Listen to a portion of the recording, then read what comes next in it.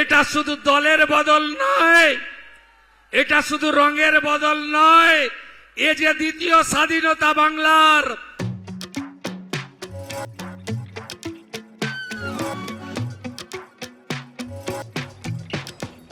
নমস্কার, আপনারা দেখছেন টাইমস নাও খবর। আমি সৌগত। রাজনীতিতে ভোট প্রচারের সময় ভুরি ভুরি প্রতিশ্রুতি দেওয়াটা খুবই সহজ, কিন্তু ক্ষমতায় এসে প্রথম 12 দিনেই সেই ফাইলগুলোতে সই করে তা বাস্তবায়ন করা, এই দুটোর মধ্যে আকাশ পাতাল তফাৎ থাকে। গত 4 মে বিপুল সংখ্যাগরিষ্ঠতা নিয়ে বিজেপি বাংলা জয় করেছে, আর 9 মে মুখ্যমন্ত্রী শুভেন্দু অধিকারী মুখ্যমন্ত্রী হিসেবে শপথ নিয়েছেন। আজ 22 মে, অর্থাৎ নতুন সরকারের বয়স মাত্র 12 দিন।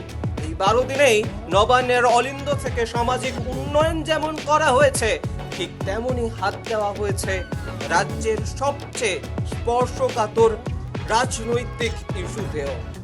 অন্নপূর্ণা যোজনা থেকে শুরু করে কঠোর কোরবানি বিধি, কি প্রতিশ্রুতি রাখলো নতুন শুভেন্দু সরকার? আসুন একদম সরাসরি এবং সহজ ভাষায় এর পেছনের ইনসাইড স্টোরিটা বিশ্লেষণ করা যাক।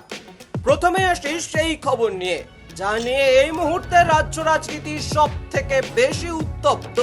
উৎসবের মরশুমের মুখেই শুভেন্দু সরকার রাজ্যে গবাদি পশু হত্যা এবং কোরবানির ক্ষেত্রে নজিরবিহীন কঠোর নির্দেশিকা জারি করেছে। নতুন নিয়ম অনুযায়ী প্রশাসনের পূর্ব অনুমতি ছাড়া রাজ্যে কোনো গবাদি পশু, গরু এবং মোষ বিশেষ করে জবাই করা যাবে না। শুধু তাই নয়, আইনের ধারা উল্লেখ করে জানানো হয়েছে জবাইযোগ্য গরুর বয়স হতে হবে কমপক্ষে 14 বছর। মুখ্যমন্ত্রী হিসেবে দায়িত্ব নেওয়ার পরই শুভেন্দু অধিকারী রাজ্য পুলিশ এবং সমস্ত জেলার এসপিদের কড়া বার্তা দিয়েছেন। অবৈধ গরুর হাট এবং অন্তরাজ্য বা আন্তর্জাতিক সীমান্ত দিয়ে পশু পাচার সম্পূর্ণ স্তব্ধ করতে হবে।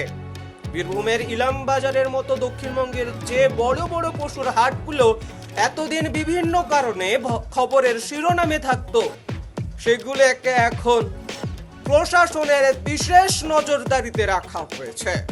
আর এই নির্দেশিকা আসতেই ওপার থেকে চ্যালেঞ্জ ছুড়ে দিয়েছেন রেজিনগরের বিধায়ক হুমায়ুন কবির।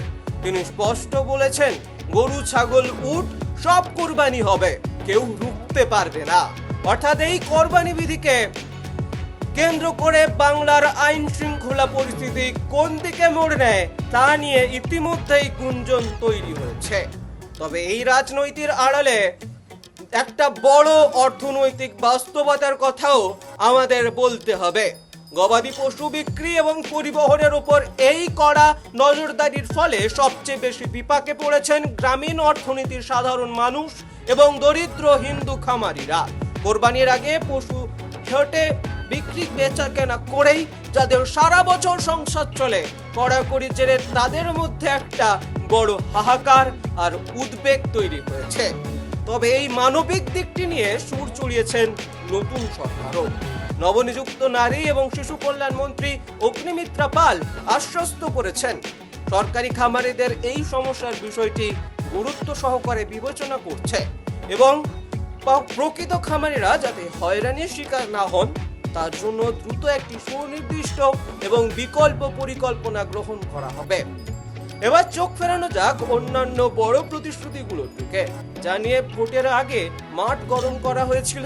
অনেকেই বলেছিলেন সরকার পাল্টালে নাকি লক্ষ্মীর ভান্ডার বন্ধ হয়ে যাবে, কিন্তু শুভেন্দু সরকার ক্ষমতায় এসে স্পষ্ট করে দিয়েছে পূর্বতন সরকারের কোনো জনকল্যাণমুখী প্রকল্প বন্ধ হবে না, বরং তার রূপান্তর হবে। সেই মতো চালু হয়ে গেল অন্নপূর্ণা যোজনা। আগামী মাস থেকেই রাজ্যের মহিলারা আর 1500 টাকা বা 1700 টাকা পাবেন না, তাদের সরাসরি ব্যাংকে ঢুকে যাবে 3000 টাকা। শুধু তাই নয়, রাজ্য সরকার কর্মচারীদের দীর্ঘদিনের ক্ষোভ মিটিয়ে দ্বিতীয় ক্যাবিনেট বৈঠকেই 7ম পে কমিশন লাগুর ফাইলে শিলমোহর দিয়ে দিয়েছে নতুন সরকার। ফলে রাজ্য সরকারি কর্মীদের বেতন 1 লাফে বাড়লো অনেকটাই। ভোটের মুখে দেওয়া 45 দিনের প্রতিশ্রুতির কাজ প্রথম সপ্তাহেই শেষ।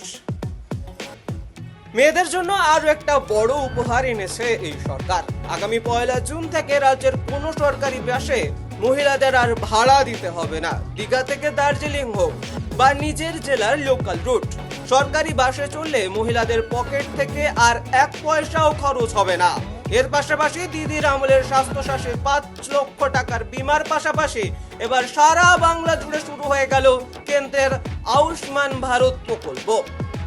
তবে সবচেয়ে বড় এবং কড়া পদক্ষেপ নেওয়া হয়েছে জাতীয় নিরাপত্তা ইস্যু এবং অনুপ্রবেশ ইস্যুতে। 26-এর ভোটের অন্যতম বড় ইস্যু ছিল বাংলাদেশ সীমান্ত। সরকার গড়ার পরই দশকের পর দশক ধরে ঝুলে থাকা 27 কিলোমিটারের সীমান্তের কাঁচা তারের জমিজট এক ফুৎকারে উড়ে গেল। নবান্ন সরাসরি সেই জমি বিএসএফ এর হাতে হস্তান্তর করেছে এবং কেন্দ্রের দেওয়া পুশব্যাক আইন, যা পূর্বতন তৃণমূল সরকার লাগু করেনি জাতীয় নিরাপত্তার স্বার্থে, তা সারা রাজ্যে বলবৎ করা হয়েছে। জনগণের কড়া নজর রাখছিল আরজিকর কাণ্ডের উপর, অর্থাৎ মানুষ চাইছিল বিজেপিকে আনতে যাতে আরজিকর কাণ্ডের সঠিক তদন্ত হয়। ভোটের প্রচারের কথা দেওয়া হয়েছিল মুখ্যমন্ত্রী শুভেন্দু অধিকারী। তিনি কথা দিয়েছিলেন নতুন করে খুলে দেওয়া হবে আরজিকর ফাইল, আর ঠিক করলেন তাই। খুলে দিয়েছেন আরজিকর ফাইল। ইতিমধ্যেই এই মামলায় জড়িত থাকার অভিযোগে 3 জন পদস্থ পুলিশ আধিকারিককে সাসপেন্ড করা হয়েছে। এছাড়া প্রাতিষ্ঠানিক দুর্নীতি এবং নারী নির্যাতনের তদন্তে জিরো টলারেন্স নীতি নিয়ে 2টি পৃথক কমিশন গঠন করা হয়েছে, যাদের কাজ শুরু হচ্ছে আগামী 1 জুন থেকে। আর বেকার যুব সমাজের জন্য বড় উপহার। 2013 সাল থেকে রাজ্যে কোনো নিয়োগ না থাকায় যে বেকারত্ব তৈরি হয়েছিল তার ক্ষতে প্রলেপ দেওয়ায় সরকারি চাকরিতে আবেদনের ঊর্ধ্বতম বয়স সীমা এক ধাক্কায় 5 বছর বাড়িয়ে দেওয়া হয়েছে। পাশাপাশি রাজ্যে লাগু হলো জাতীয় শিক্ষানীতি এবং ব্লকে ব্লকে তৈরি হবে পিএম শ্রী স্কুল। মাত্র 12 দিনের মাথায় শুভেন্দু সরকার বুঝিয়ে দিল তারা যেমন সামাজিক উন্নয়নমূলক প্রকল্প চালু রাখবে, তেমনি তাদের মূল রাজনৈতিক মতাদর্শ এজেন্ডাগুলোকেও সমান শক্তিতে বাস্তবায়িত করবে। কিন্তু ধর্মীয় অনুভূতির প্রশ্নে এই কড়া আইনি অবস্থান কি রাজ্যে কোনো নতুন অশান্তির বাতাবরণ তৈরি করবে, নাকি সুশাসনের নামে আইনকে কঠোরভাবে বলবৎ করাই সঠিক পথ? আপনার কি মনে হয় শুভেন্দুর সরকারের এই প্রথম 12 দিনের পারফরমেন্স এবং গরুর গবাদি পশু জবাই সংক্রান্ত নির্দেশিকাকে আপনি কি সমর্থন করছেন? কমেন্টে আপনার মূল্যবান মতামত সত্যিই জানাবেন। আজ এ পর্যন্তই, দেখা হবে অন্য কোনো গুরুত্বপূর্ণ খবর নিয়ে। দেখতে থাকুন টাইমস নাও খবর।